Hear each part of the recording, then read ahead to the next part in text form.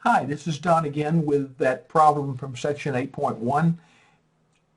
It has to do with the difference in two means, and we solved it last time using Excel to do the manual calculation. This time we're going to do a similar problem. It's the same problem, just with slightly different data. We're going to use StatCrunch. So I just click on that, launch StatCrunch, and I want to bring it over here so we can see it. And I can enter the data. Click on Stats, Z-Stats, because this is a normal problem, to Sample, and we have summary data.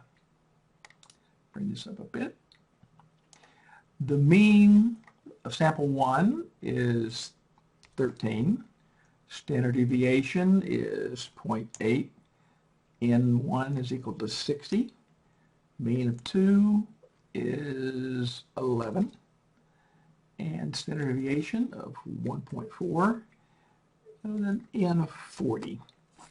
And again, this is for the difference of two means, and we always set that equal to 0. And our alternative hypothesis is the difference is not equal to 0. So I'm going to click on Compute, and we get these results. We get the standard error, the z-stat of 8.1877, and a p-value of less than 0.001. So right off, you know, we can look at the p-value and know that it is a significant test, and therefore we reject the null. But let's do it looking to see if this standardized statistic falls into the rejection zone, 8.1877. So we're going to go back over here to the problem, and we're given an alpha of 0.05, and you can go into the normal table, standard normal table, and pull out the critical z-values, which would, for the two-tailed test, be minus 1.96 and plus 1.96. But they've given it to us, nice little standard normal curve here showing the z-critical values, they call them z0, of minus 1.96 and plus 1.96. This is a two-tailed test, and therefore the rejection zones are less than minus 1.96 or greater than 1.96, the little blue areas. Now, our standardized test statistics rounded to two decimal places is 8.19. Does that fall in the rejection zone? Well, yeah. If you think about it, 8.19 is way over here somewhere.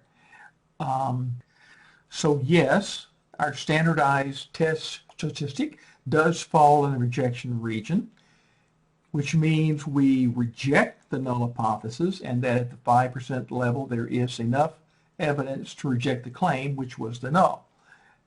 And that is how we do it with StatCrunch.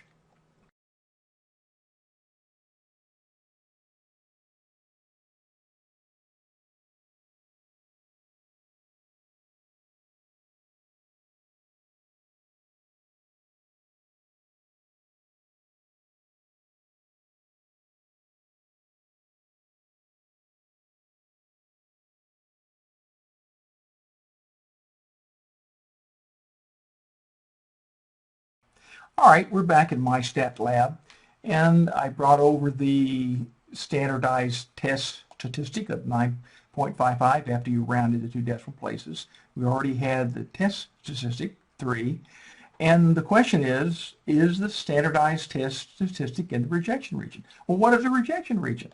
Well, they gave us alpha 0.05, and we could go into a standard normal table and pull out the z-critical values, which would establish the rejection zone. But they've given it to us in this diagram over here, our normal curve, and we see that the z-critical goes from minus 1.96 to plus 1.96. And because we've got a two-tailed test, the rejection zone, these blue areas on the two tails.